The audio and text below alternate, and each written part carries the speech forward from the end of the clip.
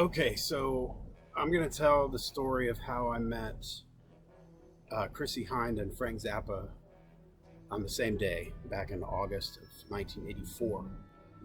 This was in Cincinnati, Ohio. Zappa was originally scheduled to play at Bogart's, which was a 21 and over club at the time. So I was bummed he was coming to town, but I wasn't old enough to go. And then that show got moved from Bogart's to the Cincinnati Gardens. In fact, years later, I heard a story about Frank passing through Cincinnati, probably just en route to another show somewhere on the road, and he pulled off and went in the front door of Bogart's to visit and size up the club.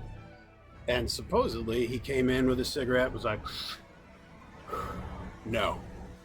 And so it got moved to the Cincinnati Gardens, which is a more typical setting for a Zappa concert. I would think Bogart's is a small club, holds maybe 1,200, maybe 1,500 people. I doubt it.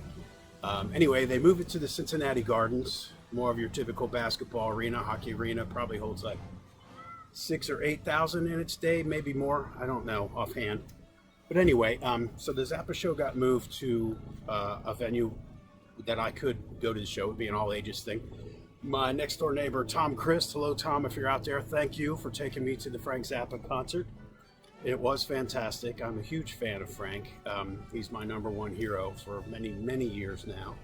And that's the only time I got to see Frank in concert. But during the show, at one point, Frank was talking to the audience, and he said that they had a couple days off in the tour, and he was really glad to be spending those days in Cincinnati because he always liked our town. Take that for what it's worth. I don't know what his reasons would have been, or if it was just lip service, but I took it to heart. And the day after the show, I was thinking about what Frank had said, and knowing that he was in town for a couple of days, I don't know, it just stuck in my head, right? So the next day was August 20th, 1984, and there was a big Ronald Reagan campaign rally in downtown Cincinnati on Fountain Square. And another good friend of mine, Mr. Blake Ross, hello Blake, if you're out there watching, my podcast partner on that little podcast that we like to call History Deletes Itself. Blake drove a little green MG, and we jumped in that car and we drove from Westchester, Ohio, a suburb just north of Cincinnati, downtown, to Fountain Square, because we thought we were gonna, go to the Ronald Reagan campaign rally, right? Well, by the time we get down there, it's all over with. It's all over but the shouting. Literally just garbage blowing in the wind like tumbleweeds, the classic whatever, like campaign signs and trash, and the Fountain Square was empty. It was all over but the shouting. But I got to thinking, well, wait a minute now. If Frank's in town, he might be in one of these 2 or 3 schmancy hotels downtown here, which at the time I believe was the Clarion Hotel. Another one was the Westin. One was the Omni Netherland. I'm not even sure if the Clarion was a hotel yet then, or the Cincinnatian. There's still only a handful of them, and many of them with different names now, as of this recording 39 years later. But as a joke, I had grabbed a pen and a pad of paper when Blake and I left the house because I was going to get Ronald Reagan's autograph, right? But once we're downtown and realized that the campaign rally was over with, I decided to employ a trick I'd learned from some of my metalhead buddies that I'd met in the mall. And I'd already used this to some success, and that is to say, going into a hotel lobby in those days, they had what they called house phones. In the lobby, you could just pick up a phone there. They had like a little bank of phones. Not pay phones, but just regular landline phones. You'd pick it up, and a receptionist or telephone operator that worked there at the hotel would just ask what they could do for you, and you could say, oh, well, connect me to so-and-so's room. So the first place we went to, I don't remember which was first. It might have been the Omni Netherland or the Clarion. I don't remember which one we went to first, but picked up the house phone in the lobby, and I said, can you connect me to Ray White's room, please? And I'm sorry, sir, the operator said, there's no one here by that name. And I asked, can you connect me to Ike Willis's room? Let me see. No, there's no one here by that name. So I knew, though I can't recall which of the hotels I went to first, I knew that Frank, or at least these two band members, weren't staying in that hotel. So we moved on down the street. All the while, my friend Blake is just sort of humoring me, not really sure what it is I'm up to or what I'm trying to do. But he's giving me the benefit of the doubt, and we move on to the Westin. And in the Westin Hotel, same routine. I pick up the house phone. Yeah, can you connect me to Ray White's room, please? And the operator says, sure. And it rings and rings and rings, and nobody answered the phone. And I thought, well, that means they're staying here. And I did the same thing. Can you connect me to Ike Willis's room? And it rang and rang and rang, and nobody picked up. Actually, I think I tried Ike first, and there was no answer. And then when I rang Ray White's room, he answered, and I was just like, oh my goodness, I just wanted to say hi, sorry to bother you, thanks, I'm a big fan. And I hung up the phone because I was kind of freaked out, to be honest with you, but I decided right away, I'm gonna go for broke. And I picked up that house phone again, and the operator said, yeah, what can I do for you? And I said, can you connect me to Frank Zappa's room, please? And she said, sure. And it rang, and it rang, and it rang. And Frank answered the phone. So here I am, I'm like 17 years old in the hotel lobby, and Frank Zappa's on the line. I got him. And I was, same thing I just did for Ray White a few minutes earlier. I said, Frank, I'm a big fan. I don't mean to bother you like I take up a lot of your time. I just really enjoyed the concert last night. Wanted to say hello, wanted to say thank you. And he said, oh, that's okay, that's great. No worries, no bother. He said, I'm surprised you got through because I've been riding the phone all morning trying to arrange a video shoot in New York. Now, sometime later, a home video of a live concert, I believe it was recorded at the Pier in New York City or somewhere in New York, a home video called Does Humor Belong in Music? A live concert recording that was filmed in New York, came out years later. And so I think perhaps that morning he had been on the phone taking care of business, trying to line up a film crew or something. I don't know. But this was about 3 in the afternoon, as I recall, and he said, listen, I haven't had anything to eat today, so if I come down to grab some lunch, maybe we can get a cup of coffee or something. What do you look like? What are you wearing? And I was like, oh my God, I was just stunned. The guy's really my hero, right? I'm only 17. He's already a huge hero of mine. And the guy's going to come down to the lobby and meet me for a cup of coffee. Unbelievable. So I said, yeah, I've got the black sleeveless tour shirt on. I just got it last night. And he said, yeah, but, if I come down, I'll look for you and we'll get a cup of coffee or something. Unbelievable. It's already better than I ever dreamed, right? I hang up the phone. And of course, there's standing my buddy Blake, who does not even believe that I've spoken to Frank Zappa on the phone. He thought I was putting him on. He thought I was pulling his leg the whole time. So I sat down on the floor in this lobby and I waited for 2 hours. And there's my buddy Blake the whole time thinking I'm just pulling his leg. He's like, you're kidding me, man. He thought I was just really drawing out some kind of practical joke. Like, why are we sitting around in a hotel lobby for 2 hours? And he started to believe that, maybe I'd spoken to Frank, But I had to position myself in the lobby of the Westin Hotel on the second floor, where there was a glass partition and an escalator that went down. So sitting on the second floor, I could see the second floor elevators across from me, and I could see the first floor elevators downstairs. That way, when Frank came down, there was no way I was going to miss him, whether he got off on the second floor on the skywalk level of the Westin lobby or down on the ground floor on the street level. And we waited and waited for 2 hours. And as I'm sitting there in front of that glass partition going down the escalator is Chrissie Hynde from the Pretenders. Now, I am at the time holding tickets to see the Pretenders the following night on August 21st, 1984. And as Chrissie went down the elevator in front of me, I was like, holy shit. So I ran after her, giving up on Frank completely. By the time I got to the escalator, was looking, and she was gone, right? So I ride the escalator about halfway down, and I bailed over the side of it. Probably sprained my ankle or something. I could have, anyway. Could have injured myself. But I jumped the rest of the way down and caught up with her just as she was stepping outside onto the street out of the hotel lobby.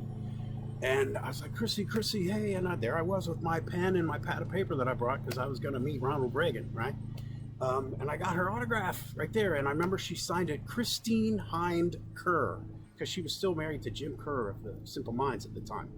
And I said, I was standing in the hotel lobby waiting to meet Frank Zappa, and when you went by, it scared the hell out of me. And she's like, scared the hell out of you? Boy, you really know how to talk to a woman. And I apologize. I'm just nervous. I'm a big fan. I got tickets to see you tomorrow, blah, blah, blah. And she's like, oh, that's fine. I'm lost. I'm in the wrong hotel. Where's the Omni Netherland? And so I gave her directions. Oh, you want to go up here to this corner and make a left? It's right there. And that was the end of that day, right? And Blake and I were satisfied, kind of gave up on Zappa for the day. And we met Chrissie. It was great, you know? So she's gone. And it was either later that night or early the next day when I was talking to another friend of mine, Mr. Scott Burchett, if you're out there. Hello, Scott. Scott and I had plans to go see the Pretenders together. And he said, well, wait a minute. Tell me about this house phone thing. And so Scott Burchett and I don't remember what you were driving at the time, Scott. It wasn't a green MG like Blake. You had a little gray sports car with a few dents in the side of it, as I recall. We took that thing downtown from the suburbs north of Cincinnati, from Westchester down into the city. And we went straight to the Omni Netherland. And Scott picked up the house phone there. Can you connect me to Martin Chambers' room? It rings, it rings. He answers the phone. Scott talked to Martin Chambers for a moment. According to Scott, he woke up Martin Chambers, and Martin divulged a little information before he even asked who he was talking to. Scott's like, what time are you leaving for the show? And Martin says, oh, I don't know, 5:15, 5:30. Who is this?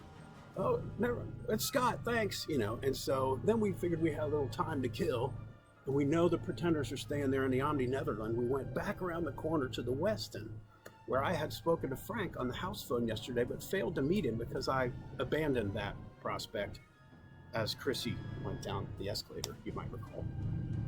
So we get over there, we ask one of the bellboys, one of the bellhops, you know, the doorman in the lobby at the hotel, back at the Westin, has Frank Zappa checked out of the hotel yet?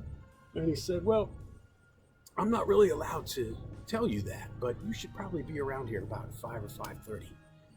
We're like, okay, cool. So we had a little conflict there, like, how are we going to swing this? How are we going to meet Frank and the Pretenders? But we just figured, let's hang around. So we hung around the Westin, and we saw the elevator open as Frank's entire band left. And in 1984, I did recognize Ike Willis. I got his autograph.